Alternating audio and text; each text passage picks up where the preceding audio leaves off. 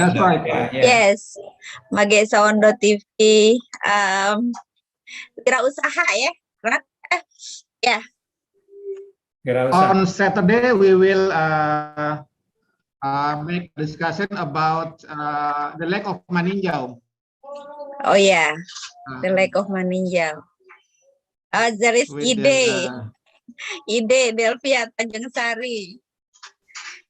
Hello Ide. How are you? Hello Ide. Hi, Hello, how are Ide. you? What So is sorry your I cannot video? switch my camera on yet. Why? Like everybody has trouble with the internet connection. 1 minute. 1 minute. 1 minute. I will switch my camera on later. Okay. It has been in a long time. I didn't meet you. Your friend Uni Irna? Who's Uni Ide? Is it your Ide, friend? okay. You can call her Ide maybe ya, because I see. Is it our Majed people or? from Majed, Yeah, Ide is Kota Marapa. actually from Majed. Is a lecturer at In Andalas. University of Andalas. Yeah. I see. Fakulti Salam kenal Ekonomi. Uni Ide.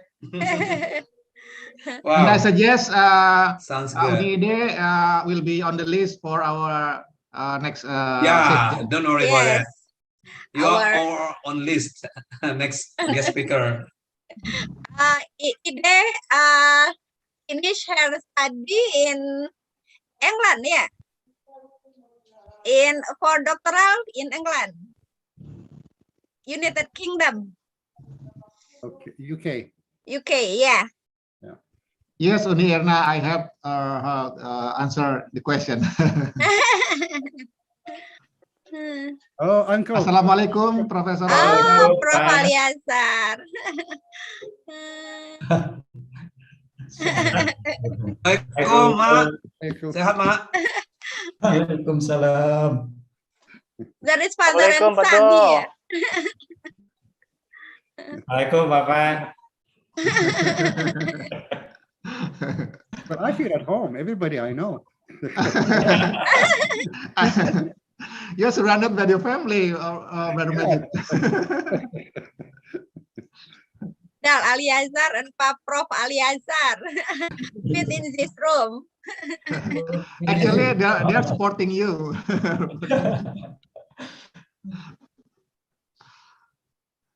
It's very honor for us to have such great people here.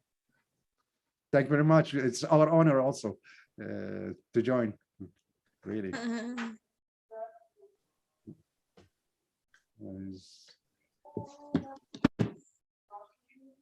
It has been more than 8, Ronnie. Yeah. Yeah, we Shall can we start now? at 10. We still have 2 minutes.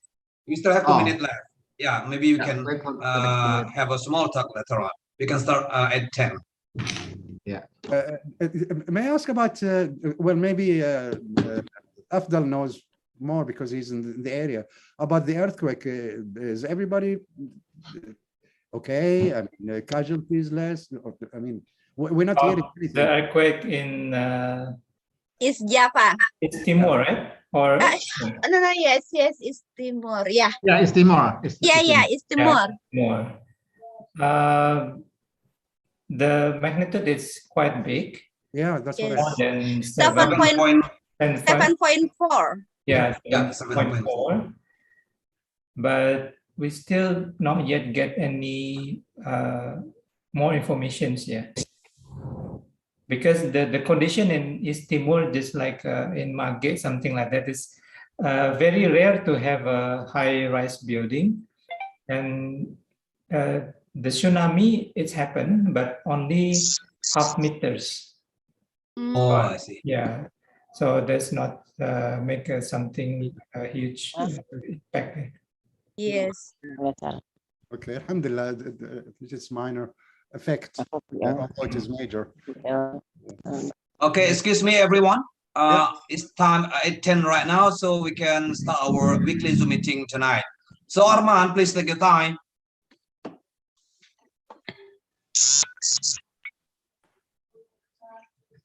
Okay, Delby.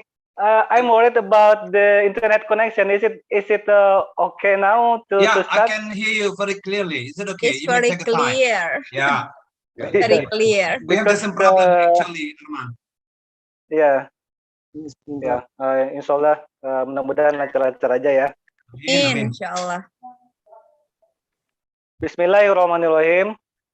Assalamualaikum warahmatullahi wabarakatuh. Waalaikumsalam warahmatullahi wabarakatuh. Alhamdulillahi rabbil alamin. Wassalatu wassalamu ala asyrafil anbiya wal mursalin. Wa ala alihi wa sahbihi ajma'in. Asyhadu an la ilaha illallah wa asyhadu anna Muhammadan abduhu wa rasuluh la nabiyya ba'da. Rabbi syrah li sadri wa yassir li amri wa hlul 'uqdatam min lisani yafqahu qawli. First of all, let's praise Allah Subhanahu wa Ta'ala, the most gracious, the most merciful, the creator and sustainer of the universe. Peace be upon Prophet Muhammad sallallahu alaihi wasallam, the last messenger of Allah, who has brought us from the destruction into the world full of light and guidance. Good evening, everyone. Welcome back to our weekly MSTV Zoom meeting. My name is Arman. It is an awesome and precious chance for me to be your master of ceremony this evening on Thursday, 16th of December, year of 2021. Our agenda for this evening are welcoming speech by Uda Badroni Uzerman, the chairman of MSTV, and after that, presentation by Mr. Majed Al-Betairy, our Orang Sumando from the Kingdom of Saudi Arabia. I will tell you a bit about him later on, and followed by discussion about the related topic. And in the end, there will be closing speech by Uda Helmi Rustam. Right. Step on the next agenda is welcoming speech by Uda Badroni Uzerman. Please, Uda Roni, the time is yours. Thank you, Arman. Bismillahirrahmanirrahim. Assalamualaikum warahmatullahi wabarakatuh. Waalaikumsalam warahmatullahi wabarakatuh. An honor for me to have a chance to give a welcoming speech for this session. And I think every session in our English speaking club is special. Yeah. Today we have Brother Majed, which is our Sumando, will tell us about the Industrial Revolution 4.0, about hopes and what the promises about this kind of technology. And before that, I would like to say welcome to our special guest. Everybody is special here. Afdal Aliasar, yeah. You know, Afdal is one of the very first person that involved in our Majed Sondo TV actually. He presented about Wakaf. Maybe it's for the third program of MSTV. And also, yeah, there is also his father here. And actually, we have two professors here. Professor, it's very honor, it's very special group. Professor Aliasar and Professor Aisyah Elianti. These two people is very special for us to be here. And it's also Ide Delvia Tanjung Sari, Dr. Ide. Your story, I think we all waiting for your story also. And of course, Brother Majed, we have talked last week, and my impression about you is you're very have so many experience about technology, about your industry, and anything else. And today we have a good chance that you will share about that I think we don't know much about this topic about Revolution 4.0, but actually, without realize, we have experience with this technology in our daily life. Yeah, like we use today every single day we use application. We use our handphone to order food or to buy something or to we go to somewhere with the help of AI in the Google Maps maybe, or maybe some of you use this smartwatch that help us to know about our body condition, our health, and let us know about whether we need to exercise or when to sleep or when to drink water. And then with the help of this technology, we don't need to think anymore. Yeah, so that the decision is already made by the technology. I think that's Industry 4.0 in my daily life that I experience. Maybe later we will hear and discuss more about this topic from Brother Majed. Yeah. And I think that's all from me. We cannot wait any longer for sharing from Brother Majed. And next, the time is yours. And before that, we'd like to say again, thank you very much for your time and your for this great opportunity for us. Thank you. Wassalamualaikum warahmatullahi wabarakatuh. Thank you very much. Waalaikumsalam warahmatullahi wabarakatuh. Yeah, Thank you very much, Daroni, for delivering welcoming speech for us. And step on the next agenda is our main event of the evening. There will be presentation by Mr. Majed Al-Betairy, our Orang Sumando from United Kingdom of Saudi Arabia. Mr. Majed is our Orang Sumando because he is married to one of our villagers. She is Professor Aisyah Elianti. So Mr. Majed will be sharing about Industrial Revolution 4.0 this evening. So Mr. Majed, please, the time is yours. Take your time. Bismillahirrahmanirrahim. Thank you very much for this generous introduction. And after speaking, after hearing Helmi describing it, it occurred to me I don't need to say anything anymore. But no, there's much to it than that. So let me first start sharing the file, if you allow me. Wait a minute. Yeah.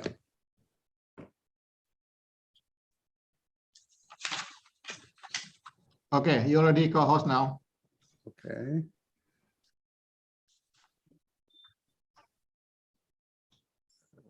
It's telling me host disabled participant screen sharing.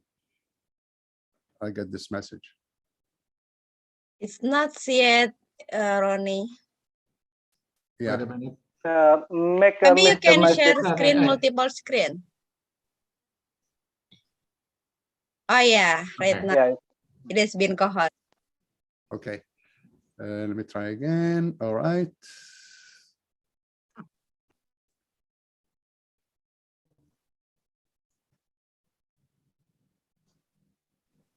Okay. Allah subhanahu wa ta'ala said in the Quran, فَانْفِذُوا لَا تَنْفِذُوا إِلَّا بِسُلْطَانٍ. The translation, direct translation of it, he's talking about the heavens, the skies. He's saying, pass through it. However, you cannot without empowerment. Now, this is not a simple statement from Allah.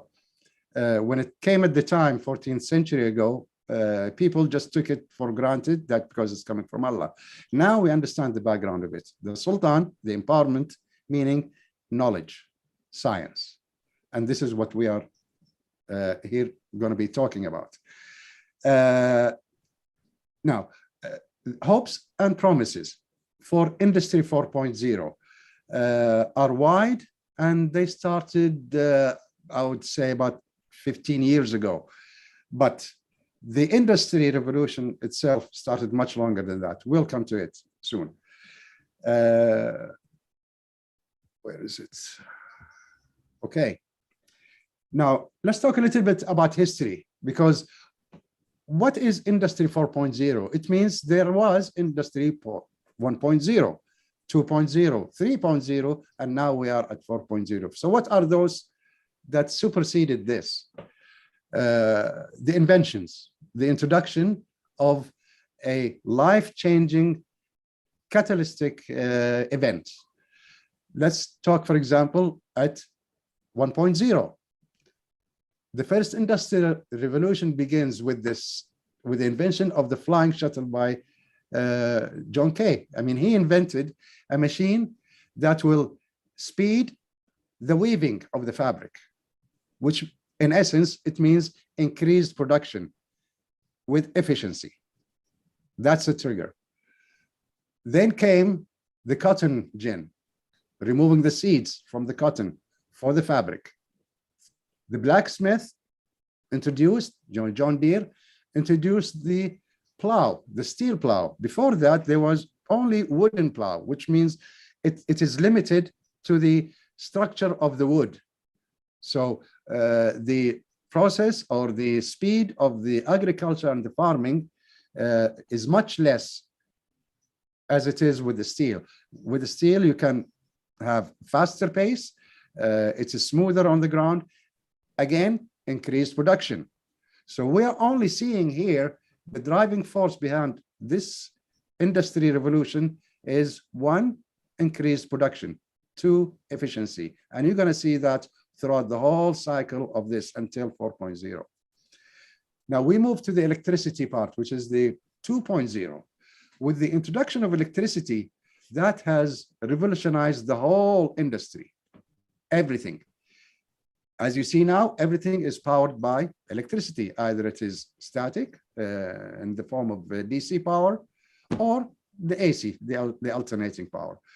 There is a new generation coming, which will be introduced after 2030 of electricity, but that's not our topic for today. Now, I get the screens. I need to minimize it. Okay. Then came the introduction of the calculator, the electronic calculator. That means computing. Now, computing has empowered the machine. It is no longer the human being is the sole controller. It is now shared control. It is machine and a human. However, the human is the dominating factor. So it's in infancy. Now it has matured with the cyber physical systems, 4.0. What is it?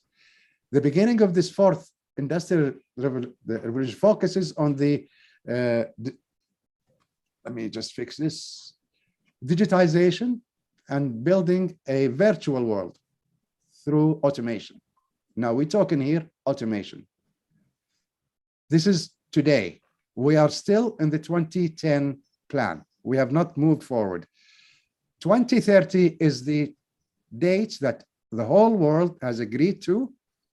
In the United Nations, they even signed a declaration that in that date, the whole world will be switching to digital. No more analog, no more the conventional industry practices. It will be mainly automation. Now, if we look at this as a whole, as one picture, you will notice that this has driven the education. The education system that we have today is to serve the industry. So whatever topics that the students go to in the universities or at their elementary schools, it is mainly to serve the production and efficiency. So you cannot come and say, well, the education would be like 2000 years ago, where it is free, without any background. You can immediately go and experiment with whatever chemicals that you have, which is at the time only chemicals. So it becomes now grabbed by the industry, controlled by the industry, designed by the industry. And this is something that is absent for many people. They all think that by going to education, they will select the subjects and they go to work at their leisure or at their selective area. However, if you notice, all the subjects that have been given to this students and he passed it, they only passed it because it conforms to Revolution 1.0, 2.0, 3.0, and now 4.0. Moving ahead.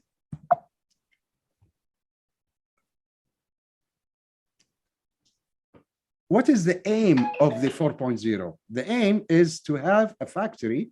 This is the goal, to have a factory without any lights on. What does that mean? It means only driven by machines. I put the order, the machine receives my order, starts the process, build whatever I want until it delivers it to me.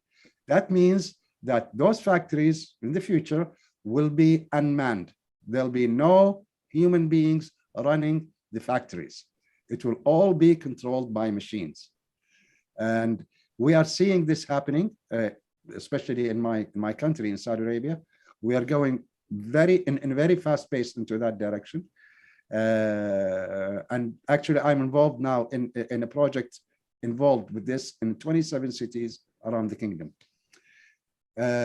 So, in essence, Industry 4.0 is the trend towards automation and data exchange in manufacturing technologies and processes, which include cyber physical systems, the Internet of Things, industrial Internet of Things, cloud computer, cognitive computing, and artificial intelligence. All of those, if you see the diagram, all of those club together into one platform. And that is what we're dealing with. In the beginning, what Mr. Helmi said, that when you order food, in the future, this order will not go to a human being who will receive it and process your food.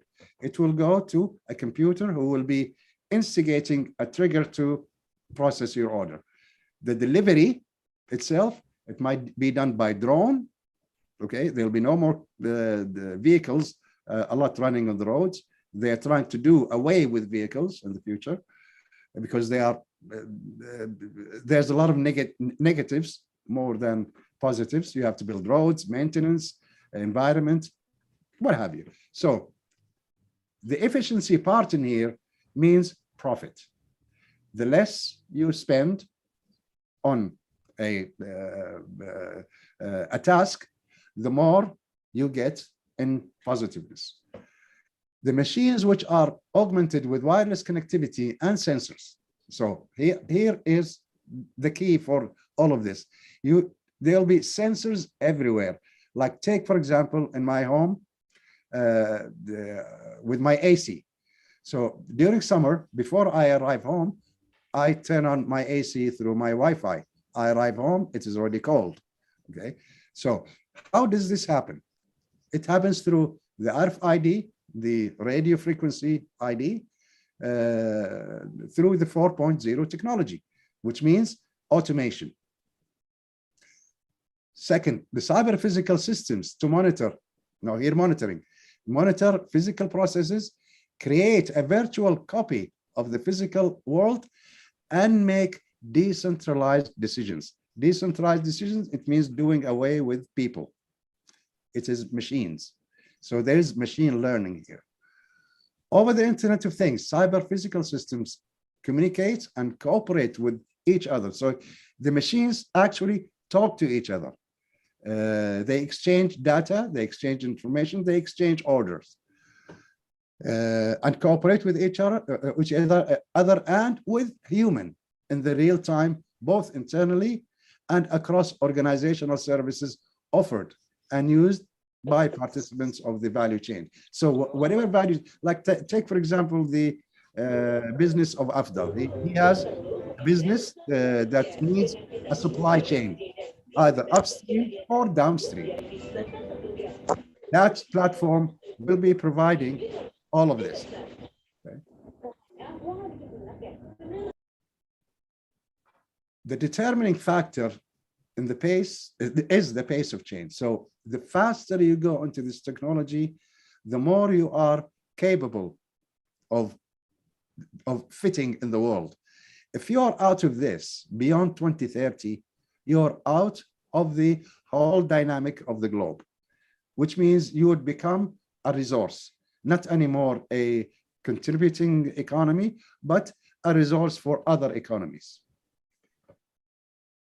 Look at in the beginning when this Z1 calculator came in 1969. This is 1969. Now, how fast did we go from 1969 to today? The correlation of the speed of technological development, and as a result, it affected even the sociological fabric of the society, the socio-economic and infrastructural transformations with human life. Allow us to state a qualitative, it is full of qualitative leap in the speed of development, which marks transition to a new time era. Now, our children, I mean, I hear a lot of my peers in my age saying things like, I cannot speak to my children.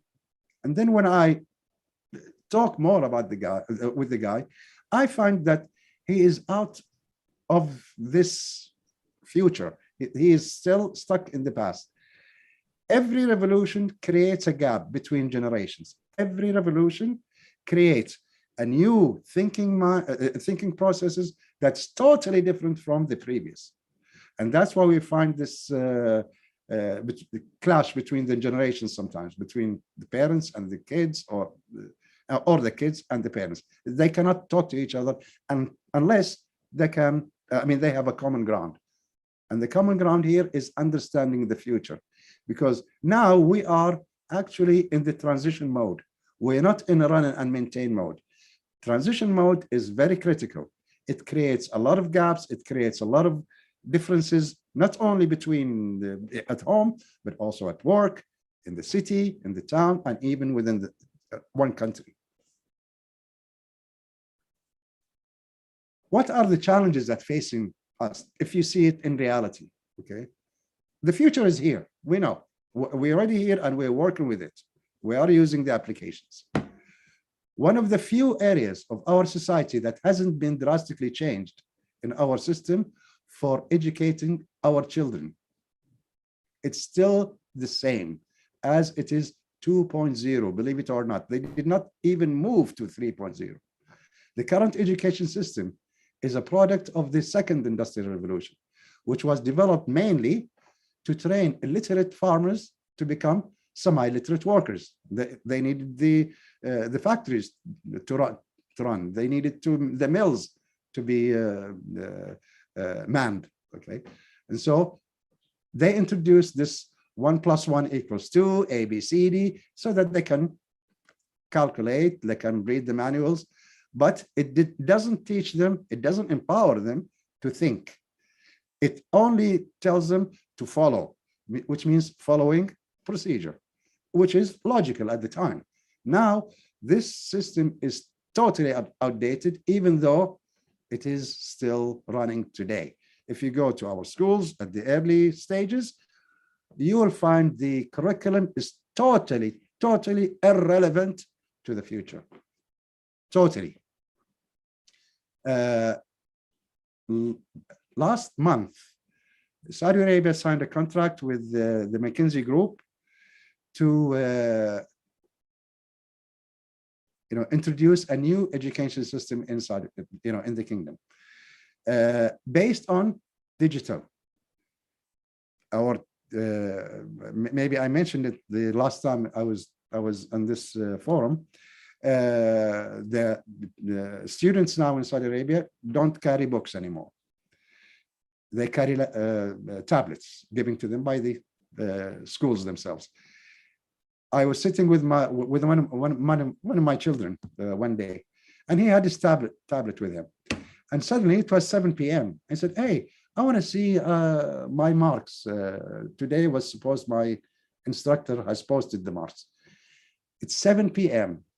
and he opens his laptop to see how much he got. Now, in my days, I have to wait until maybe next week when I at school, or when the instructor decide to tell me. Now, this whole matter, if you see it, the interaction between the student and the teacher, they become as one, part of one equation. It's not anymore a leader and then the students. No, the students and the teacher now interact. So the way to teach now needs to be revolutionized. And this is why in Saudi Arabia, they went for this, because they want to catch up before 2030. And they will do. There is also another disturbing factor. There is an uneven distribution of technology. Of course, if you, politically speaking, if I have this technology, I can control you because you don't have it. I will try to deny you this technology as long as I can until the time comes when, well, I have no choice but to give it to you. So that created across the globe a totally uneven distribution for this technology. If you go to Africa, if you go to Asia, it's totally different from going to Europe or the Middle East or Americas.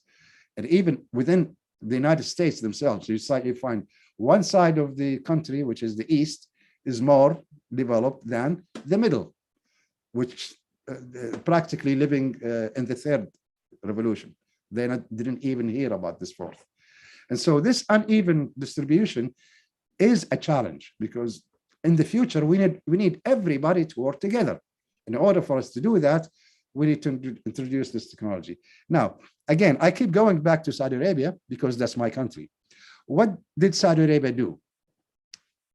It told every manufacturer in the world that is supplying Saudi Arabia, we will no longer buy from you unless you build your factory in Saudi Arabia, or you have at least 50% of the product made in Saudi. Now that created a problem for the suppliers, but they had no choice. They need to sell. So they said, okay, we will make the deal.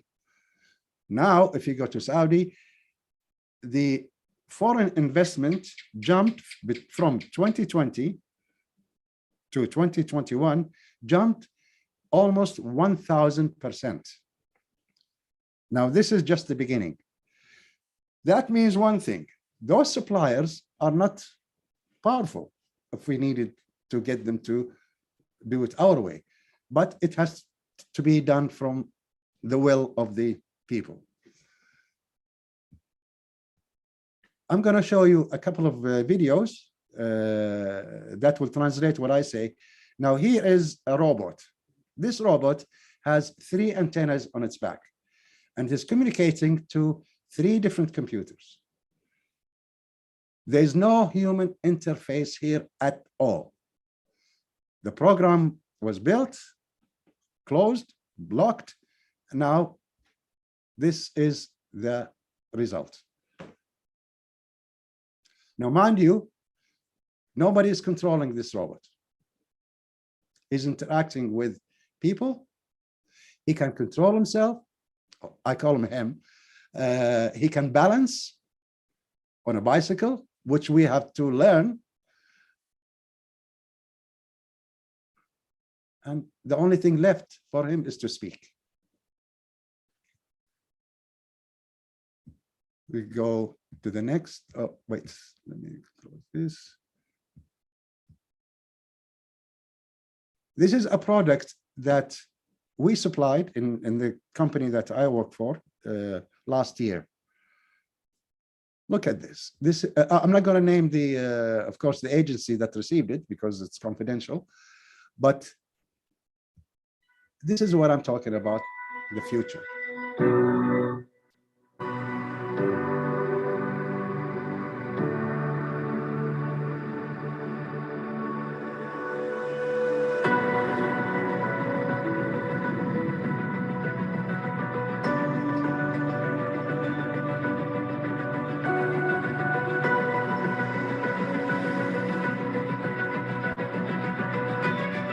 sensors, all sensors. And we're talking virtual.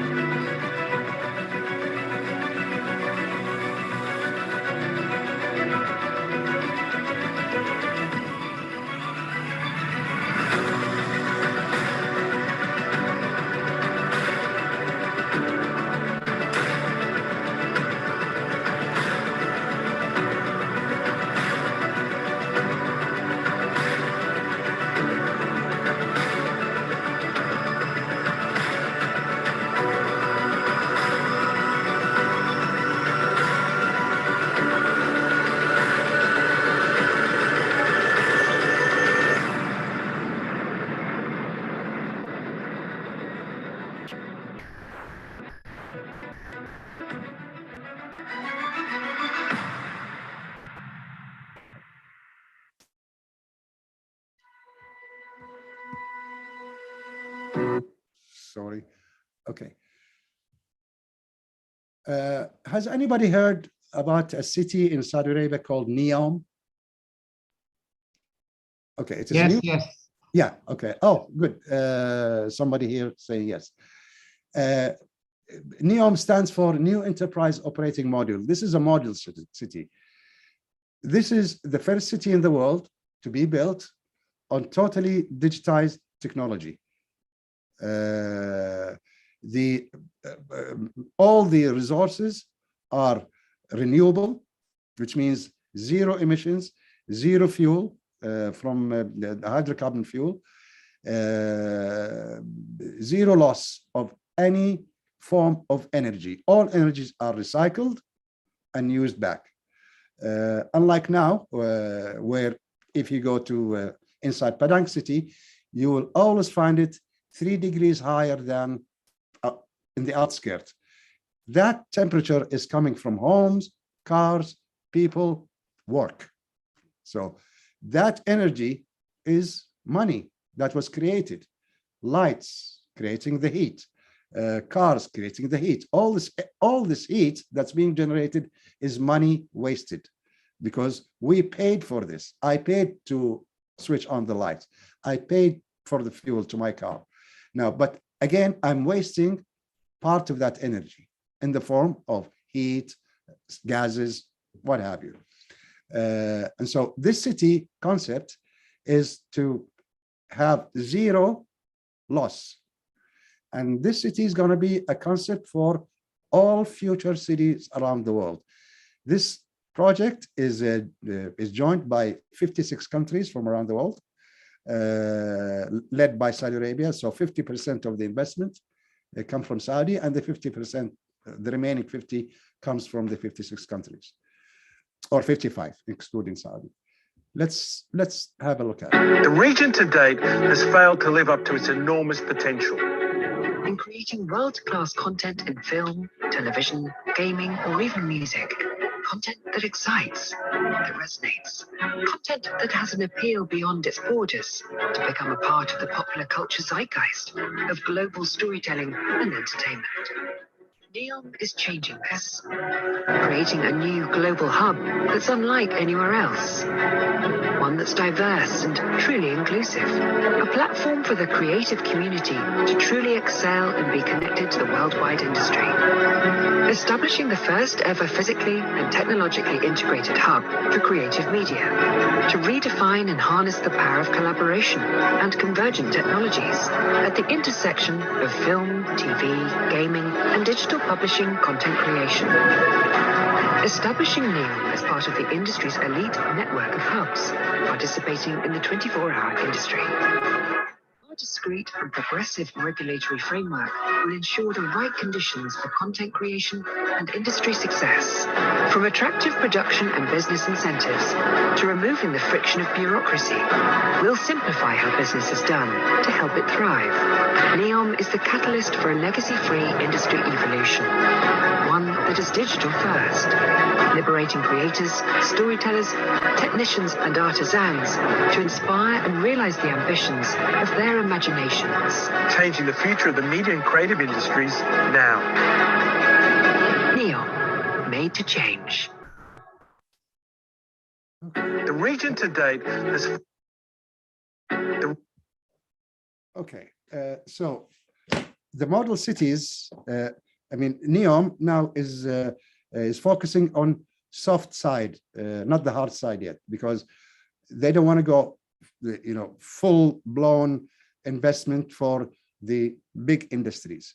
So they are setting now the standards. NEOM is setting the standards for all future cities that will be having the bigger industries.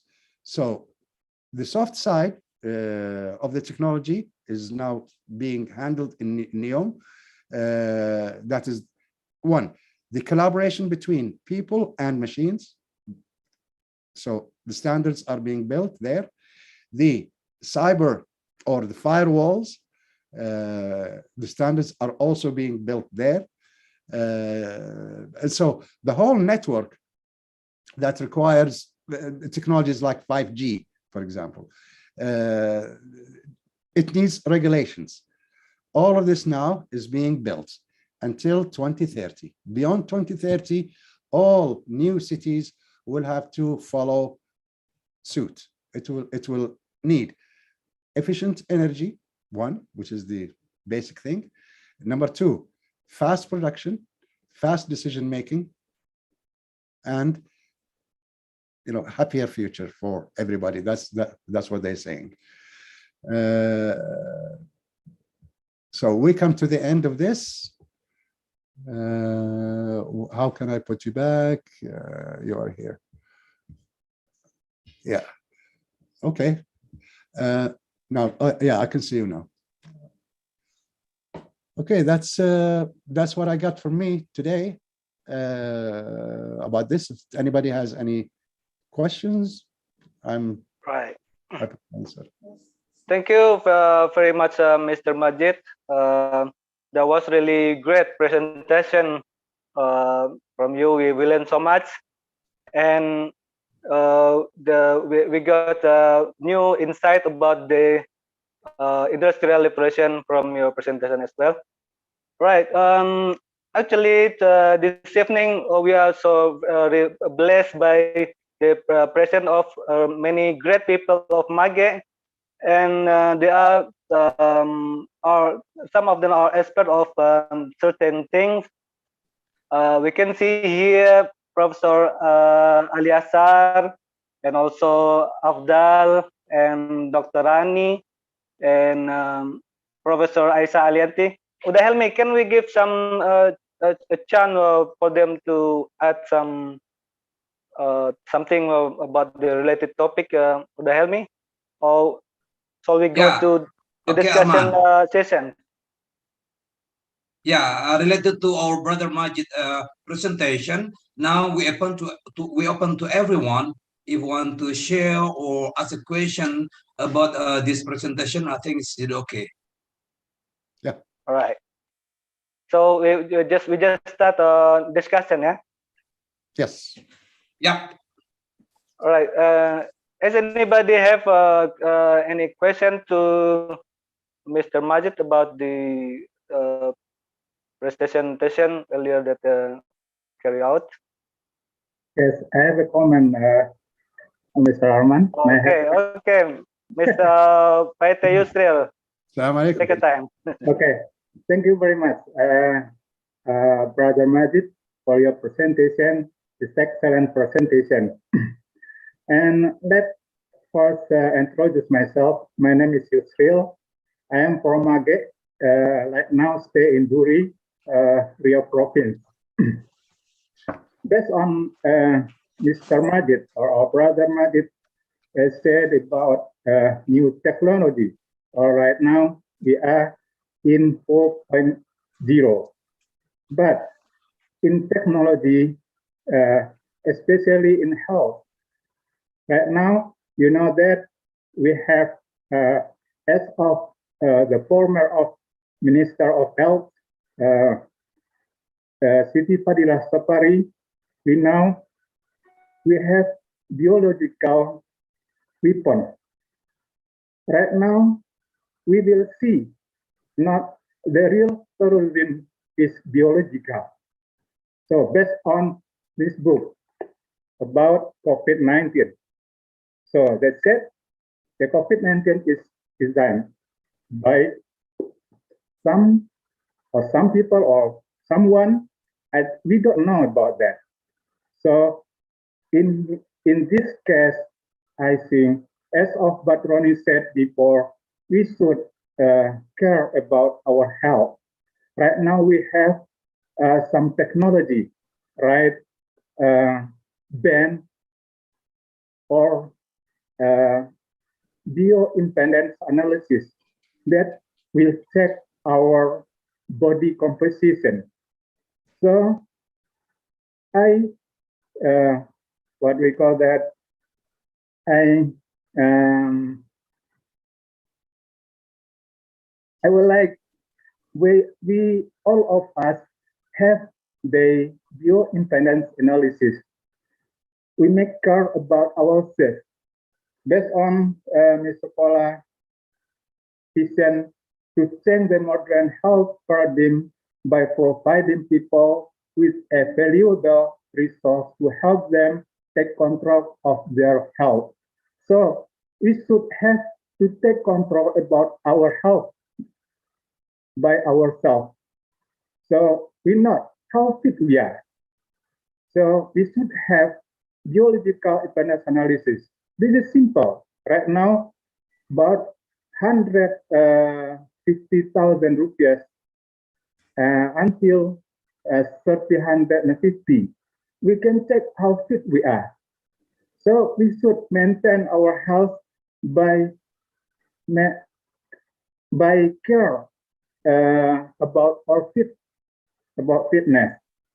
So we can check about body composition like what we call fat composition, water composition, protein, and also what we call that in bahasa tulang or bone composition, and also water composition and our body age.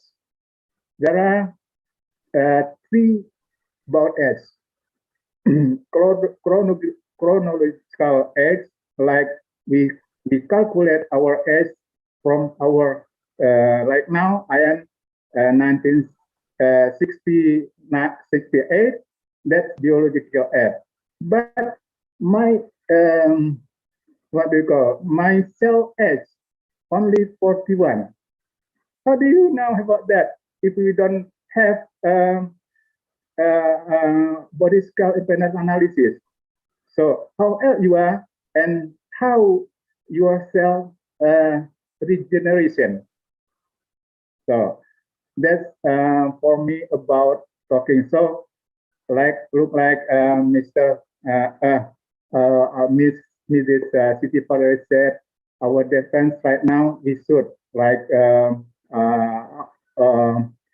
BIN or Badan Intelijen Negara should know about biological technology, and also Menteri what do you call that, the Minister of Defense and Health, and also look like that. That's for me.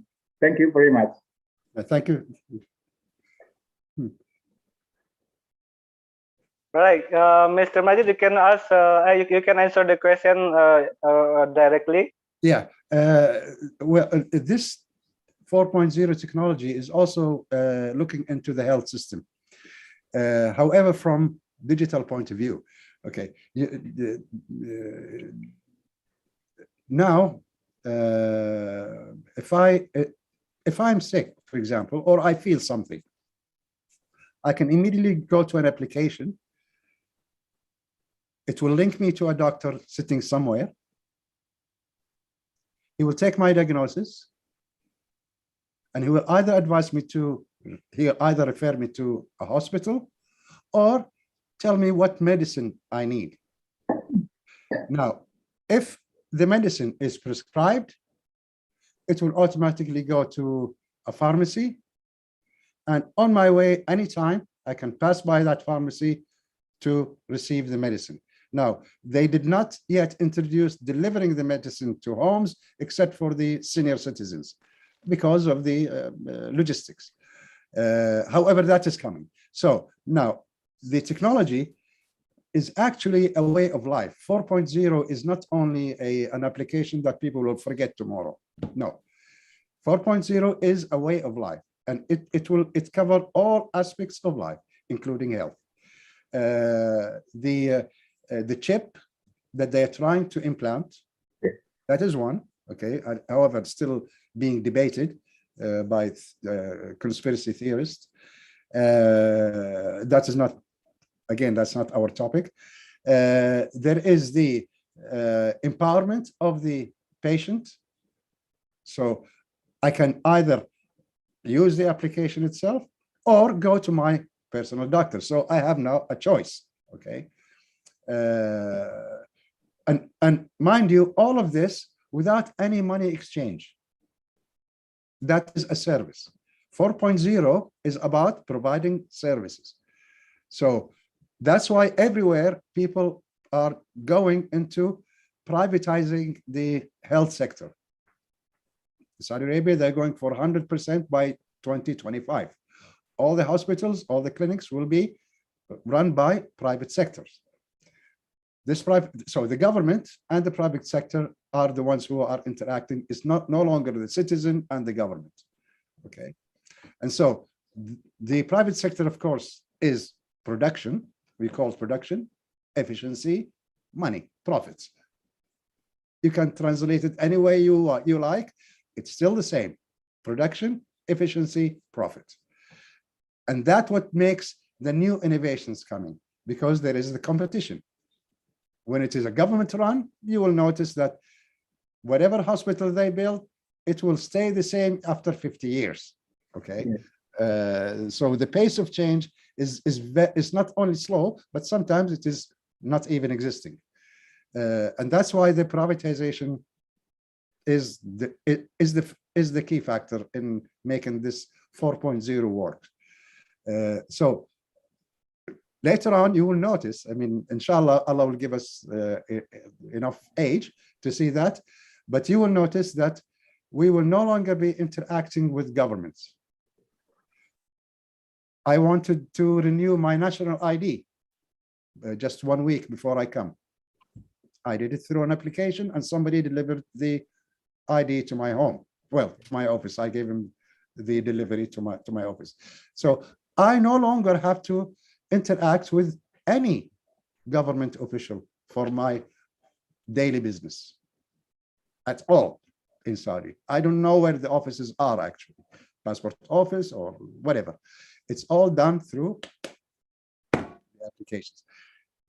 Health, again, the COVID-19 thing, the health passport is now mandatory in Saudi Arabia. Your dependents' health passports are also with you. And so, as I said, the future is already here.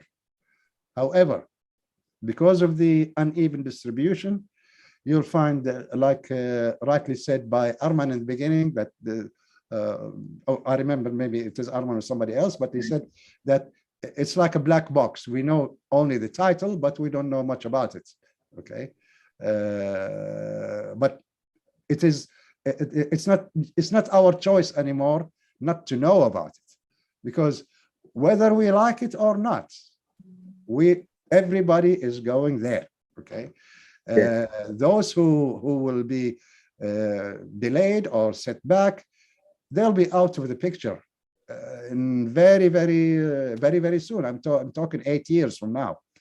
So all those conventional the health sector, education sector, industrial sector will all be outdated if they didn't catch up and join this. So I hope that would give you an answer, at least to. Okay, thank you, Mr. Right, thank you. Is that clear? I think the explanation from Mr. Majed. Mr. Majed, I think it's now my turn to ask you something about yeah, please about do. the Industrial Revolution 4.0. Yeah. Talking about that, have you seen a movie called Artificial Intelligence? Intelligent. Yes, I did. Intelligence, yeah. Yes. The movie was starring by Will Smith, if I'm not mistaken. That's correct. Yes. Yeah.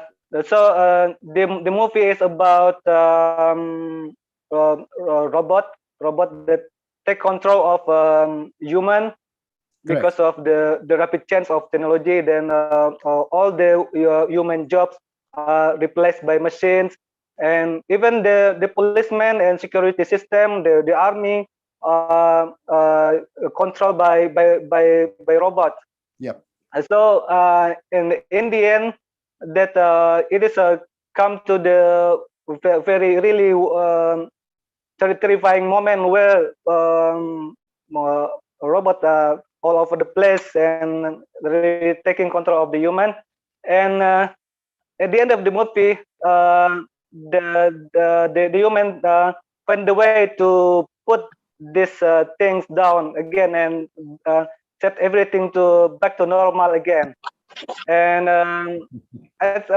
from this movie, from the topic that you're presenting this evening, there is also you talk about politically think about the technology thing, which are some advanced countries like United States or maybe China who are really get the very sophisticated technology, and they really control the world because they own the technology to this is the kind of thing. My question is, how can you tell me? Can you tell us if there is a worrying thing about this thing? In my opinion, and what do you think? And I mean, if we are not dealing properly with this thing in the next future, there will be some kind of chaos. I don't know. Maybe that's only my opinion. And what do you think about that, Mr. Majed? Okay, Professor Aisha, he's asking me about movies. Do you watch movie? I think the Udaroni watch movie often because he likes movie so much. I am a movie buff, so okay. Yeah, in 1927, a silent movie was introduced where a spacecraft lands on the moon. That's 1927. Now, movies, scientific movies, sci-fi movie, we'll be coming more to talk about the AI. But movies in general, especially science movies, they are not manufactured to entertain only, but to present an argument. And this argument, I mean, believe it or not, agencies in the US send people to only read books or watch movies and come back with ideas and problems that the writer or the director has introduced. AI movie has presented a dilemma. The future, as we see it, is that the machines will be smarter than us, theoretically, because it is built now to learn. It is not built to do only. It's built to learn. So it's learning from its experience. Now, if a machine, it is now, we learn from our experience, work experience, a machine will never make a mistake as long as you give it the plan. So a computer, when you start it, it will go Windows. It will not come one day say, hey, today I'm going to be Apple. It doesn't have a mind to decide like that. Okay. It will always give you the expected result. which, unlike the humans, where they're influenced by having a bad day with his wife. He comes to the office and he is 50% efficient. Yeah, that's right. Things like that, okay? Not learning, not having a good capability in learning. All of this are identified in humans, and they are being corrected in the machines. About 3 months ago, something big happened in China, but it went just like that, that everybody, almost everybody didn't notice. They flew 1,800 drones, you know, to make some sky show, okay? Suddenly, somebody hacked the connection, and all those 1,800 drones came falling from the sky. Whoa.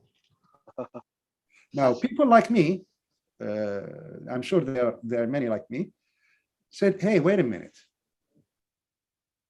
There's something wrong there. There is something not right in the program or in the build or in the technology that was used. Now, my role is to find out what and correct it. So AI movie say, well, if we give the full empowerment to the machines, this is what they're going to do. But there's something about this movie.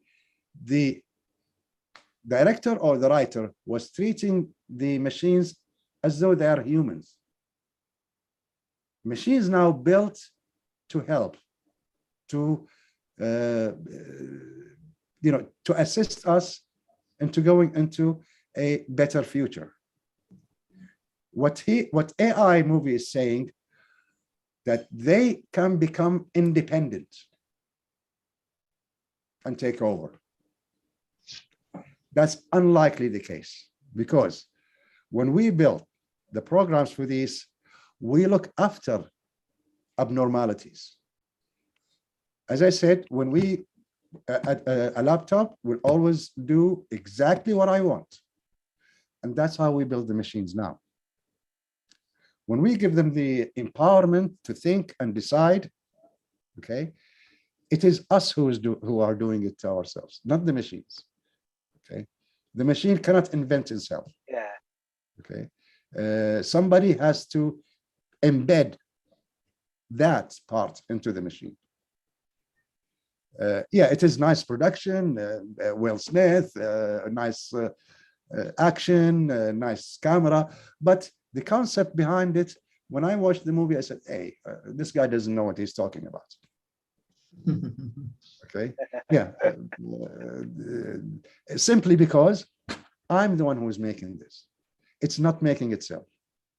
So when I make it, I make sure it does what I want it to do, not what it wants to do. Because yeah, that's right.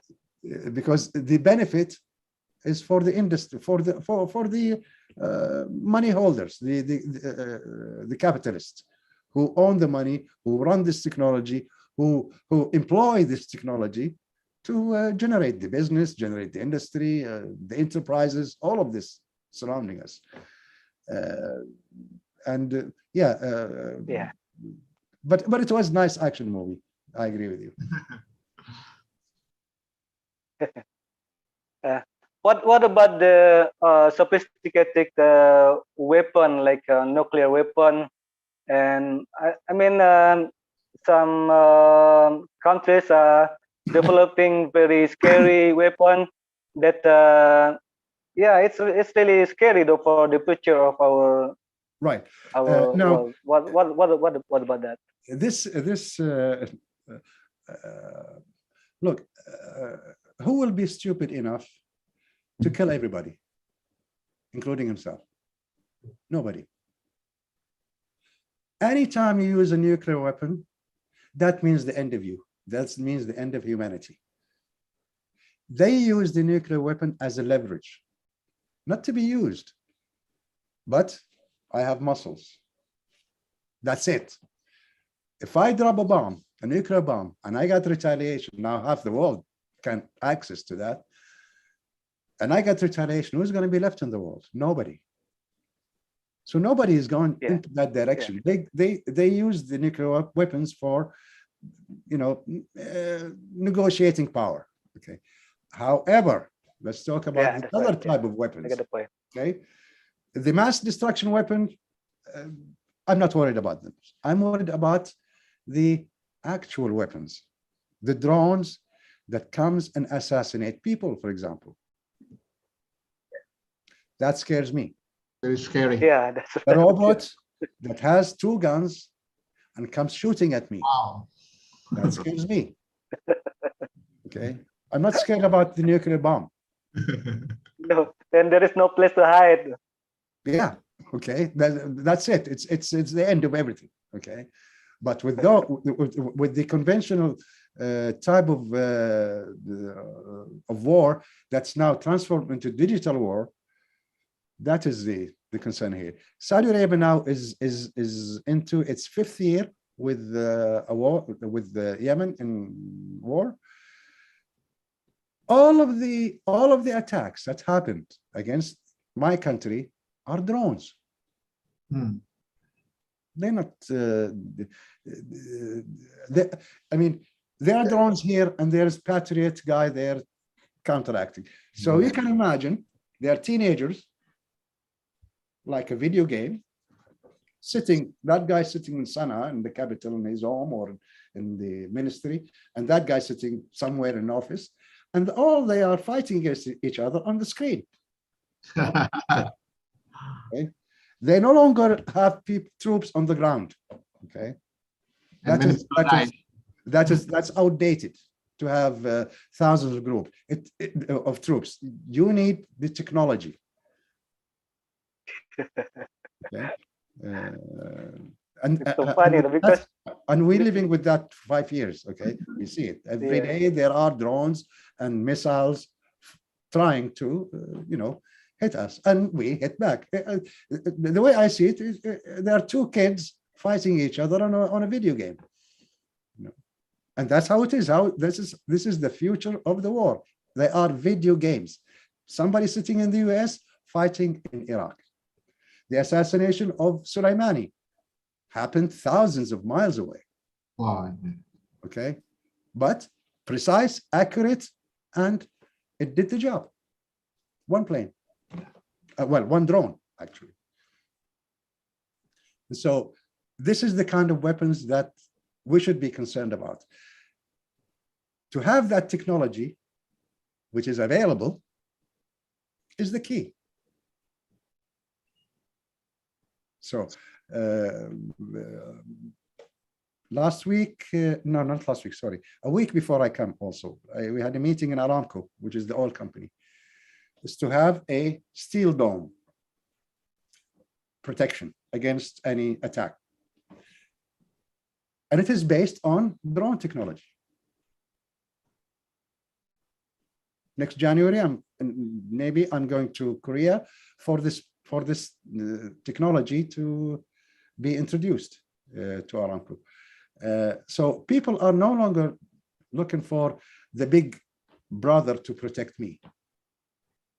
It should be you protecting me, you protecting you, me protecting me. So I need to have some form of investment into the technology to achieve that.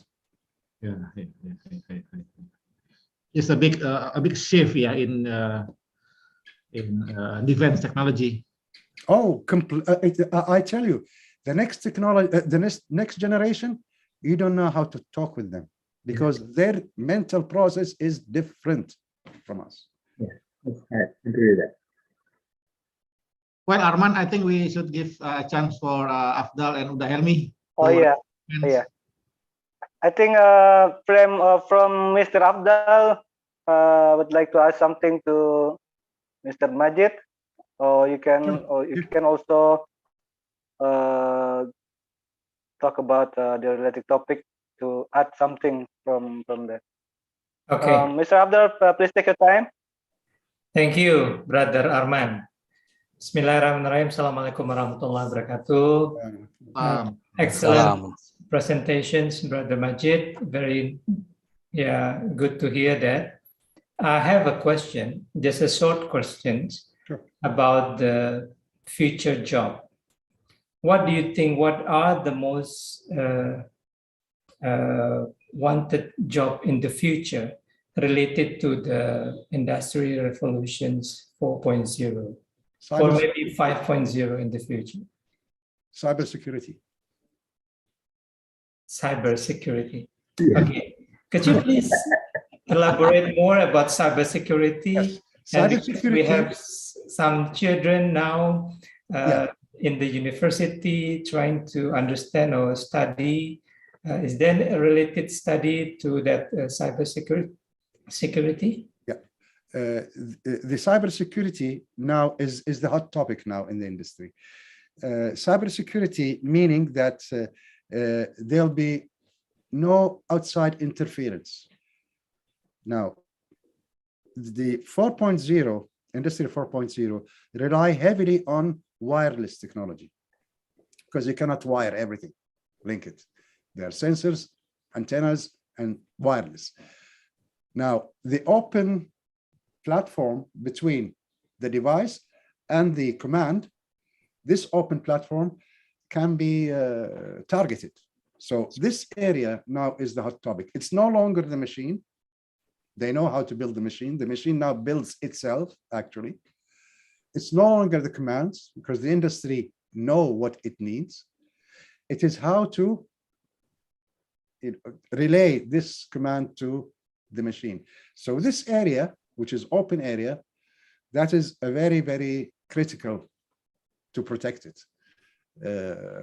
And so from now until 2030, 2035, and I'm hearing recently 2040 because there are some delays with some countries, especially Europe. They have a very old infrastructure and they need to renovate it. So that area is still susceptible to attacks. Mm-hmm. As I mentioned now about this event in China that took place, this made a lot of people stop and say, hey, wait a minute. What's happening here? A lot of people saw the video and they were laughing about it, but it's not a laughing matter. Okay, it was a very serious event that took place in China, with that hack, and they still don't know who, believe it or not. Okay, so there is still this gap that they're trying to bridge. Okay. And that is what is needed, actually. And the more programmers put, commands and sentences in the script, the more the hackers try to find ways. So there is this challenge, and actually both of them augment each other. They actually improve. I mean, without the hackers, we wouldn't have achieved so much security, okay, in our platforms. Without the hackers, we wouldn't have improved the programs. Okay? So both need each other. It's not like they are doing something bad, right? But that area, cybersecurity, is the very hot topic now, and I'm predicting it will remain for the next 10 years. Okay, thank you very much, Brother Majed. Back to Arman. All right, thank you, Mr. Majed and Afdal. And maybe we can have any question from any other participant? Maybe from Uda Firdaus Aliasar. Helmi actually. Yeah. You can see the notice. You cannot see. Actually, Uda Helmi has raised his hand. Okay. Now we give a chance to Uda Helmi to ask. Okay, thank you, Arman. Time, Assalamualaikum warahmatullahi wabarakatuh. Thank you very much, Brother Majid, for your clear and amazing presentation about Industrial 4.0. So when we talk about Industrial 4.0, of course, we can talk about human or people, right? So my question is, how can we accelerate human resources in facing of Industrial 4.0, especially for young generation? Education. This is my question, brother.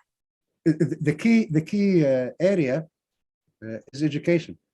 Until the education is revamped, it's a waste of time. You'll be only bringing from outside, and whatever you get from outside, it will be dictated by those who are giving to you. So you might not get the full thing, okay? And it might be controlled, or it might be linked, or many factors. But education is the area where this technology can succeed in any place. You see, I attended a seminar where our Minister of Energy, and that's 2 years ago, before COVID, he said something very interesting at the time. He said 50,000 listed jobs will disappear. So there are 50,000 jobs will no longer be needed. That's all. Of those, the warehouse people. The warehouses now around the world are going full automation. So from the moment the order is sent to the warehouse to deliver the goods, whatever, to the truck that will deliver, all of that cycle within is done by automation. So no longer there are people handling the goods, no longer there'll be administrators, no longer there will be a finance department, any department. There'll be no more warehouse departments anywhere. It will be part of the logistic.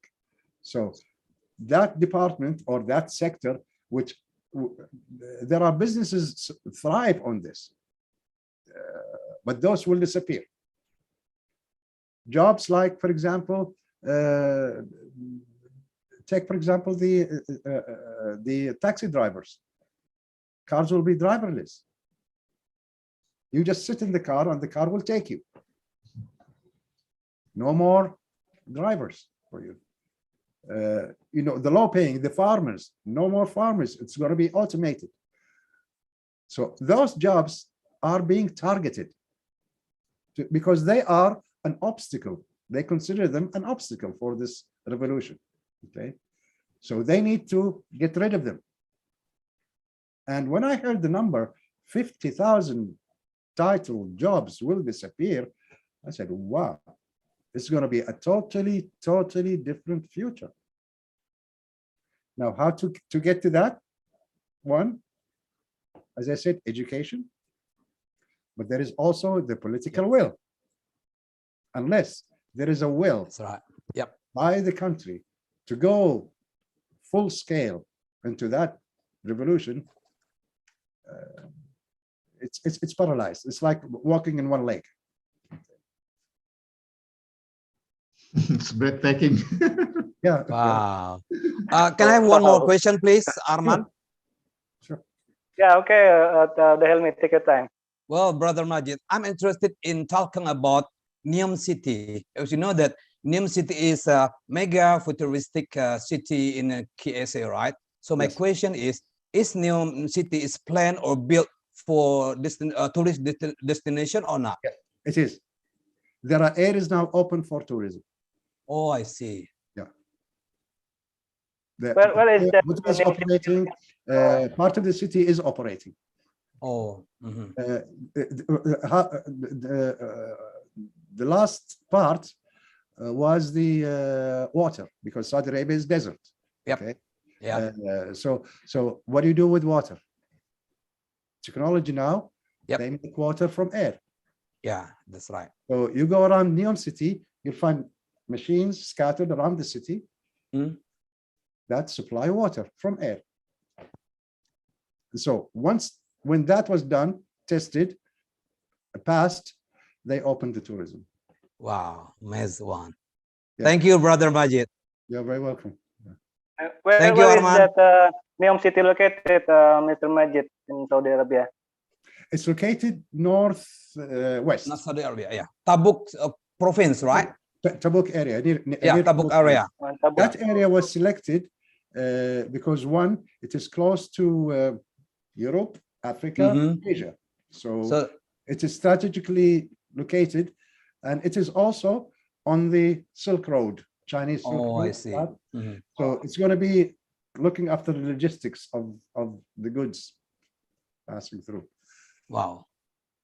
Wow. Someday we can visit Neom City, inshallah, yeah, brother. I tell you, if you go now, for example, to Riyadh, Jeddah, Khobar, and if you have visited Saudi Arabia before, now we will not recognize it as this is the same Saudi Arabia that. Yeah, it's true. I've been in Kingdom of Saudi Arabia before, in a place called Dammam and Al Khobar. That's my. And when I see the video and the map, it's totally changed right now. Very cheap. I don't recognize it. Yeah. I myself cannot recognize some new places that they have put there. It's yeah, that's true. Yeah. Wow. Right. Thank you, Mr. Uda Helmi and Mr. Majid. Maybe we have any other question from any other participant. Uda Firdaus, maybe you have any question? Oh, let's see what we have here. Hello, Assalamualaikum. Waalaikumsalam. Please, Uda Firdaus, take your time. How are you, Firdaus? Yeah, thank you. Okay. It's good to see you again, Uncle Majid. Yes, yeah, good to see you too. Yeah. Okay, so I don't have a question. I just have some comment. Yeah, sure. I completely agree with you about this cybersecurity. That something that we'll need in the future. Yeah, and currently in telecommunication, we call it DNA. This automation. We call it DNA, digitalization and automation. So we try to, because it's about business. Business is about revenue, is about margin, and is about also sustainable. Yeah. So in future we need to create something with the thing that may survive for the business itself. Yeah. Correct. And that's why this DNA, digital automation, is become a key factor for everyone. Right. And for the young age, I think there are advantage and disadvantage. I'm not talking about disadvantage. I'm talking about more advantage. The thing is, it's different with us, and in some company today, when you see the average of the age of the employee, it's about 45, 50 years old. And that's also creating something, how to say it, one problem about the cost. And actually, there's so many new opportunity for the young people, especially today.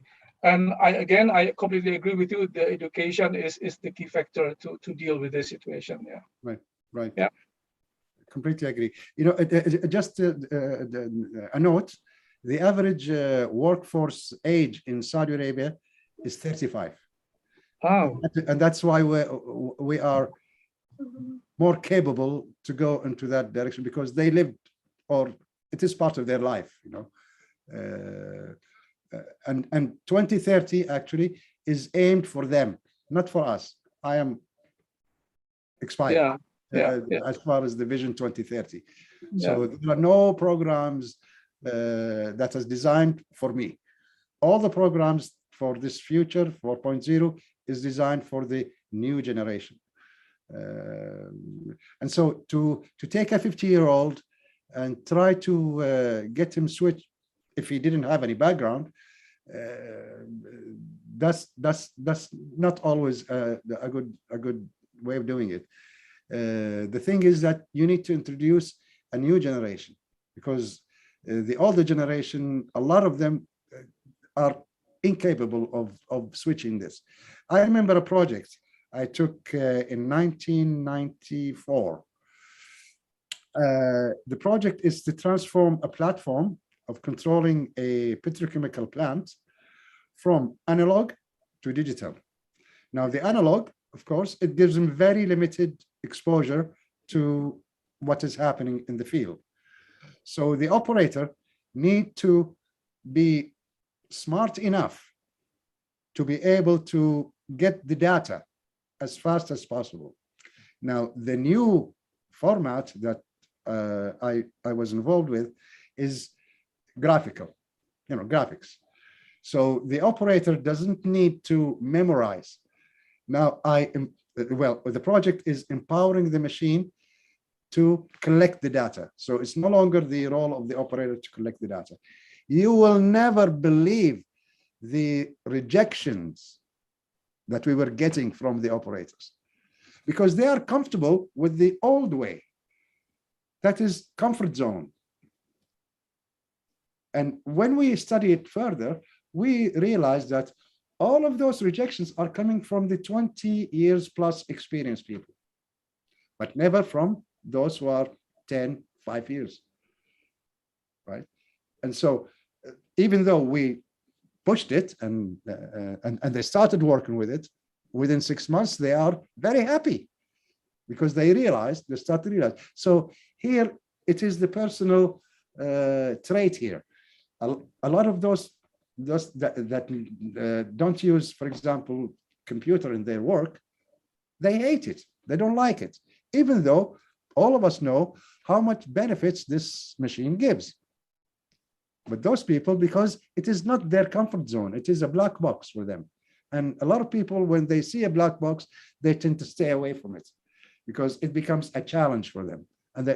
And we, as humans, don't like challenges as young people do. Young people like challenges. Older, they don't. So I agree with you. Yes, in the 45, 50 years level, it's very difficult to transform. So my vision to see this is that to build the future for the future, not for those who's going to go into retirement soon. Yeah. Thank you. Right. Thank you, Uda Firdaus and Mr. Majed. We haven't heard from Professor Aisyah Elianti. Have you have any question or maybe comment about the topic? I bored her to death with this topic, so. You are calm. Give the opportunity to others. Thank you. All right. Thank you, Uni Aisyah Alianti, Professor. And I think we have. Can we have any other question from any other participant? Arman, can I have one more? Oh yeah, sure, yeah. Of course you can. Sure. Okay. Take your time, Uda Helmi. This is my last question due to No, Brother no. Majid's explanation. So this is a simple question, Brother Majid. Yeah. So the question is about, are there any bad or negative impact for job seekers' chance in a new days era? So what do you think about this one? Well, the conventional jobs, there are no job security for them. Yep. Sad to say. Yeah, I do agree with that. Yeah, they're losing the security now. They are by the year 2030, they will be expendable. Okay, so the job security for the conventional sector, that's it's gone, already gone, right? Out the window. Yeah. Right. Yeah. Okay. Well, when I said uneven distribution, when I go to Saudi, for example, yeah, they have power, they have money, and we are only 22 million. Okay. Yep. Inhabitants. So we are able to do many things that people with high population and vast land, like Indonesia, which has large areas of rural areas, they will find difficulties. Now, however, it is not undoable. Okay, it is being done somewhere else, in China, for example. It's being fully implemented in China, which means it is doable. Okay. Yep. However, remains the will of the government or the country itself. That is the deciding factor. But to go into the conventional type of jobs, that is already in the past, right? is already in the past. Yeah, So that's right. So 4.0 is actually designed for the new generation. It is not designed for the older generation. Yeah. So it doesn't mean that this old generation will continue to move towards that. No, they have to change our mindset also, right? Change our mindset, change our way of doing things. Yep. Okay, thank you. Syukran jazakallah. Wow, well done. Thank you, Arman. Arman, boleh kasih komen? Okay, thank you. Udah help me. And flag, that is penalty. There is no question. Just only the comments. Okay. Yes, Arman, we would like to hear. And what about Uda Afrial, Uda Af? No, Do you Arman, have any question or comment? Sorry, Arman. Uni, Aisha will give a comment due to Brother Majed presentation, sure. Arman. Please take your time, Uni. Thank Oh, you, yes, Pak yes. Helmi. Please take your time, Uni. Thank you, Arman. So we are facing the technology effect to our life. That's we cannot backward thinking about this. So what we need right now is in the family how to guide our children to use this technology and all the application is wisely, because this whatever it is a bit human behind this technology. That's right. If this operate by the bad people, so the result will be bad. And will be if we will operate by the good people, the result will be good.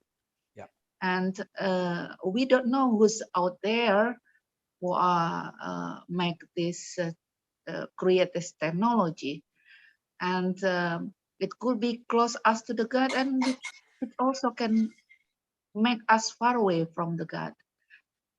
The kind of the relationship will be changing a lot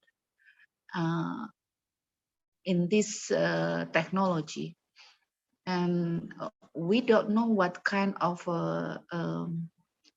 relationship between the family even with this technology, that we need to prepare this our family to be ready to handle the situation. Now in the beginning, now we see this our children when they wake up, the first thing that they are looking for is their gadget, their mobile, because everything there, they don't care. They are if we are going out, and forget about to bring the money is no problem. But when it is not bring a mobile, that's the make a problem. big problem. Because everything there, our identity, even Pak Yusril comment about this COVID now, when we are enter the mall, that we have to show, scan the barcode with this application. So everything internet thing, and then the application thing. So that's and out there in the cyber, this crime is also high, cyber crimes, and that also will be easy to manipulate our family with this cyber thing. I think that we need to provide our family a guidance and to face this technology. That's only my comment. Thank you, Arman. Thank you, Unaisa. Wow, that was really good comment from you. I agree with you. And maybe any other question or comment from any from other participant? I see there is Uda Afrial also here. Maybe Uda have any question or comment about the topic? Is he? I don't see him. Huh? No, he's not there. Yeah, he's not there. Okay. Maybe from Udaroni. Yeah, I think all the question is answer my question also. But one thing I'm curious and in my imagination, what the future of humanity? Okay. This is related to the somehow related to what Professor Aisha just mentioned. You see, Allah created, subhanallah, Allah created this world to be incomplete. Pure goodness can only be found in Jannah. This is one. So there is always a good side and bad side to everything. Yusuf alayhi salam, when he told Al-Malik, he said, "An-nafsu ammaratun bis-su." The self orders itself to do bad. So what stops it from going into that direction? The aqidah. If you don't have the correct aqidah, you will not even consider it bad. You will consider it way of life, your way of life, even though you're doing something bad. So now, the future of humanity. The future of humanity is going to be always the same. Like day one.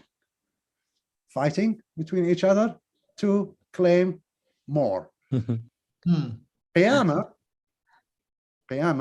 doesn't happen unless the world is finished.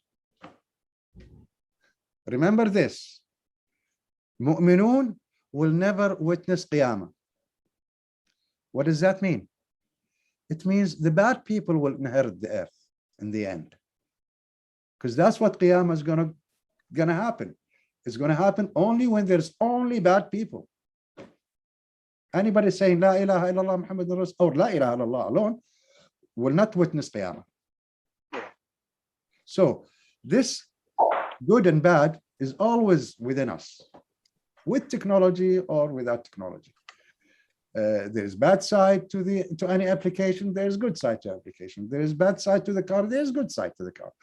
Anything you think of, anything, you'll always come up with what is good in it, what is bad in it, and what this guy see bad, I might see it as good. So there is always this fight, okay, among us, and that is the genius of how Allah created this. Is to make us make decisions and try to choose the right one. Okay, so anybody can say, well, I am right, but the only way that we know is right if we do it as per the aqidah, the correct aqidah.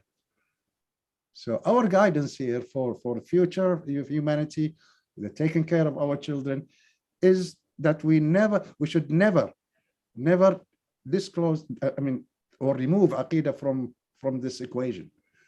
It should always be there. When we talk to our children, we should be talking to them based on aqidah, not based on my interpretation or my idea or my opinion, because in the end, it is just an opinion, okay? It is not, it may not be the fact one. And so the future of humanity is bright, the way I see it. Okay? It's fun. It's a lot of fun. It's more fun than ours. Ours is more physical than mental. Theirs is more mental than physical. But it's going to be challenging for many. It's going to be challenging for many. And without removing all those borders, without the interaction between the people, it will be difficult. So until we reach a homogeneous fabric of the globe, which will never happen, okay, as I said, Qiyamah is going to come, so it's a punishment. But unless we go ahead and try to do that, we will always have this those problems.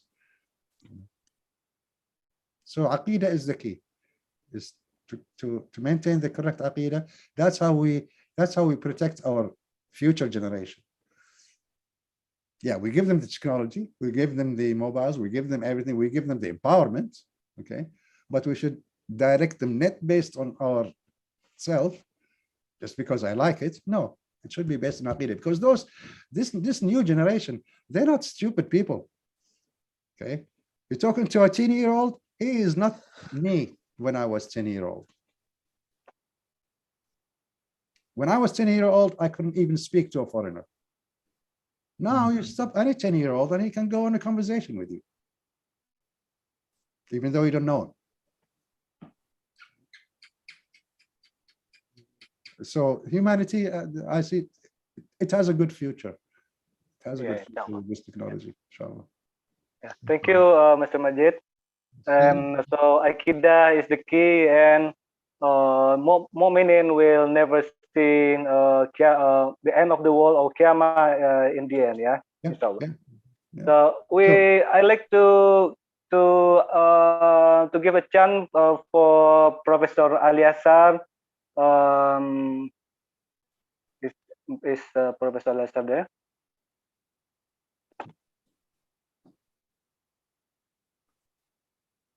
Halo Pak Tuo, Assalamualaikum. Your voice, Mr. Professor. The mic is still mute. Mute. Pak Gepet. Please Unmute unmute. your mic, Prof. Okay. I really, to some extent, I really appreciate what Majid has presentation. But on the other side, to some extent, there is negative impact about technology in our life. Our late President, Mr. Habibie, have idea how to combine Imtek, Iman Taqwa, and science and technology. And also Robert Einstein have started science without religion, Islam, but religion without science is blind. So talking about education, I think it is important for us. Who is the eternal educator? Who is the good educator for the universe? Alhamdulillah Rabbil Alameen. All praise be for Allah. Who is Allah? The creator of the universe, the educator of the universe, the controller of the universe. So, even though right now, we are in 4-point technology, might come to 5-O technology, but don't forget that Majid said to us, Aqidah and Tawheed. This is very, very important. But the general aim of education is how to good life in real world or in dunya, and also how to get good life in the hereafter. Technology only part specific for dunya only, but how about technology or science about Jahannam Mazmara or Jannati Zumara, don't about the technology tell us, but the educator from Allah Subhanahu wa Ta'ala explained to us from the Holy Book. The last Holy Book is Al-Quran. And our Prophet Sallallahu Alaihi Wasallam has demonstrated how to apply Al-Quran in our life. For since the child, since the baby, teenager, pre-adult, adult, and all people or senior citizens have demonstrated by our Prophet Sallallahu Alaihi Wasallam. Life in the home, in the bedroom, until how to manage soldier in the battlefield is demonstrated by our Prophet Sallallahu Alaihi Wasallam. So it's very, very important for us how to know, to follow the footsteps of our Prophet Sallallahu Alaihi Wasallam. So I think Majid can how to combine and everything, everybody how to combine. There is out from Allah and also from technology. I think, yeah, it is time for me to about that. Thank you so much. Assalamualaikum warahmatullahi wabarakatuh. Waalaikumsalam warahmatullahi wabarakatuh. Thank you very much, Patuo Professor Aliazar. That was really great, good advice for us all. And udah Rodney, udah Helmi? Halo, udah Helmi? Maybe mute. But can I just add something to? Oh yeah, please take your time, Mr. Right. Majid. Yes, I totally agree with you. It's about what you say. I mean, we all know, or should know, that Allah is the creator, and what we do is only reshaping things. I mean, everything is existing. We're just reassembling it in a different form. Okay, but everything existed under the sun by Allah. Now, understanding how to use this through the Quran again. Allah says in Surah An-Naml, وَتَرَى الْجِبَالُ هَامِدَةً وَهِيَ تَمُرُّ مَرَّ السَّحَابِ. Translation.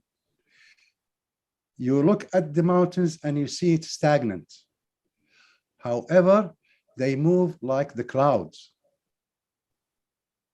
Now, 14th century ago, when the illiterate man hear ayah like that, he doesn't know how to deal with it, but to accept it by heart. That's it.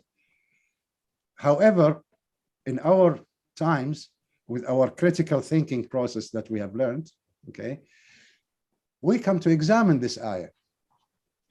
And it is actually explaining a scientific event that's happening. The tectonic plates. Allah is saying that all matters follow the same rule. The mountains follow the same rule scientifically, physically, as the clouds, which means the molecules here behave the same way as the molecules there. It means the actions that those molecules of the mountains are doing are actually done the same way by the clouds. However, what's the difference between the two? This takes millions of years to move from this point to this point, unlike the clouds, which is the gas, it takes only seconds. Okay, so the tectonic plates that only recently were discovered and understood how the movement, it says that the mountains do move, do change in shape, in height, in location, just like the clouds. So the educator who will be looking after the new generation, he should have an understanding of Quran, not just reciting, but understanding the meaning behind it, so that when he relates a passage from there or ayah from there, it will be relevant, it will be meaningful. The students can link between the ayah and the law that or the theory that he's learning. And the Quran is full of that. بحران لا يلتقيان. Two seas that they touch but never meet. They never mix, even though they are in the same area. They discovered this phenomenon in the oceans. They find the Atlantic Ocean and the Pacific, south of South America. I mean, you can literally see it. The color is different. It's like one line dividing them, and both are water. They don't mix. Yeah. Because of the scientific composition of this water is different from the scientific composition of the other. And so chemistry doesn't work here, even though both are water. This is green light, and this is deep blue. And when the sailors go across those, they see it. I mean, there are videos in YouTube even about this. And so I agree with Professor Yasser when he says that the education is the key. Yes, that's the forum. The doer is the educator. The educator needs to have some background in Quran, and not just hey, go to pray, go to make wuzu, go do this only. You know, the ibadah. Okay, no, he needs to have in-depth knowledge about that. That's just my. Right. Thank you, Mr. Majed. And we have Uni Irna or Uni L. He also from the participant. Uni Irna would like to ask something to Mr. Majed. Okay, Mr. Rahman. Okay, take your time. Yeah, I would like to ask the question. Like me, I'm the middle school, yeah. The middle school to introduce about technology to the student. We have a different attitude about the student, yeah. If we are teaching about, we are combined here about business and student in technology. When we are introduced about technology, we are all of the students, we have a gadget. We have a gadget all for the student here. So for the technique, student have a different attitude from the other, and the teacher, the student in technique level, they are. We are as a teacher is loss of control of them because there are so many activity to do with the gadgets. So the student often stay in midnight and then until early in the morning, and then maybe they are absent to the class in the morning because they are everything all addictivity using this is this is the new technology for the student to have this technology. So how we are as the teacher to make it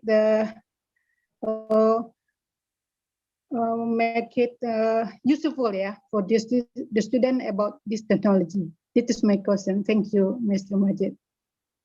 Okay. Yeah. May I answer, Arman? Yeah, sure. Mr. Majed, can I start with that? This cannot be done by a person. This is done by an organization, and it's called Ministry of Education. First, they need to revamp the early learning system. They need to introduce the digitization world. You see, it is not the teacher who injects the information into the student's mind. He explains it only. But who provide this, who instruct the teacher to give that is as per guide. You see, you don't want just to bring students and give them just a talk. Let's have tea and let's talk about it. Okay. No, it should be structured. There should be goals, targets. There should be measures. How to measure the success of this. This cannot be done by a person. Okay. The Ministry of Education need to sit down and say, well, wait, okay, I need to revamp the early learning system. And I need to put a program. And I need to bring new instructors if I need be, because the old instructors are not capable or not qualified. So there is the qualification part for the educator. But more important than that, he needs the plan. He needs the actual program to work with. And that is done on a national basis. Okay. Again, yes, we can sit with the students somewhere and talk about this, but it will not be of their interest unless it becomes mandatory. Without it, you cannot move. That will drive the students towards it. Otherwise, it will be a personal interest. And in my opinion, if you go to any classroom and if you make a survey, you will not move more than 2% of interest of those students until it becomes a way of life, which means this is what you're going to learn and this is what we want you to achieve. That will drive them to that. That's how the rest of the world doing it. Okay, actually. And Saudi Arabia started last month with that. Right. All right. Thank you, Thank Mr. you. Majed, and Uni Elfi. Yeah. And I think it's really already late in evening now. We're almost conducting this event for almost 2 hours. Udah help me? Arman? Yeah, okay. Step on the next agenda is closing speech by Uda Helmi. Uda Helmi, please take your time. Thank you, Arman. Alhamdulillah, we come to the end of our meeting tonight. On behalf of MSTV English Speaking Clubs, I would like to express my special, sincere gratitude to Brother Majed. Thank you very much, brother, for your clear and amazing presentation. We open our mind to have something new in our life. And also, I would like to say thank you to Prof. Mama Aliasar, Prof. Uni El, and other participants. Thank you very much. Hope that this group will be our learning community, sharing moment for each other. Inshallah, we do this thing for our people who want to learn more, and we can share each other, everyone. So thank you very much for your time, and we'll see you next week. Inshallah, Uni Prof. Aisyah will be the next our speaker. I'll call you later on. Inshallah. Thank you, Arman. Please take your time. Thank you, Uda Helmi. Thank you. Now we come to the end of this event this evening, and time flies when we are enjoying ourselves, and this event was really good, and we learned so much from the presentation of Mr. Majed. And thank you very much, Mr. Majed. And on behalf of the host and the stakeholder of MSTV, I'd like to thank all the participants this evening for attending this event this evening, and I'd like to apologize for all the mistakes that have been made. And in the end, let's pray and let's say dua kafaratul majlis. Subhanakallahumma wa bihamdika asyhadu an la ilaha illa anta astaghfiruka wa atubu ilaik. Assalamualaikum warahmatullahi wabarakatuh. Waalaikumsalam warahmatullahi wabarakatuh. Syukron, Brother Majed, Prof. Aliasar, Prof. Uni, Aisyah, Dafda, Daus, Arman, Roni, udah Yusril, El. Thank you. Bye. Assalamualaikum. Thank you very much. Bye bye. Ya, Roni. Yo. Assalamualaikum. Waalaikumsalam.